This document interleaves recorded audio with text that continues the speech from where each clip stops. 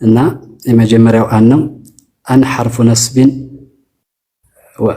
አን ሐርፉ መስደሪን ወነስቢን ወስቲቅባል መስደርን ያንን ፊዕሉን ወደ መስደርነት ስሩወቃነት ትመልሳለች። ነስብ ታደርጋለች ፊዕሉን ከሙዳሪዕ ቀድማ ስትመጣ ማለት ነው። ወስቲቅባል ያን ደሞ ያ ሙዳሪዑ ደግሞ ወደፊት ሐል ምክንያቱም ሙዳሪዕ ሁለት ነገር ስለሚል ሐልና እስቲቅባልን ሊሆን ስለሚመች እስቲቅባልን ትመራለች ማለት ነው።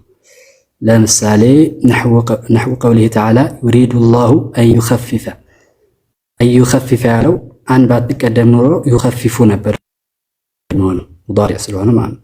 ስለዚህ አን ስለተቀደመች ዩሪዱ ላሁ አን ሐርፉ ነስቢን መብኒ ዐለ ስኩን ዩኸፊፈ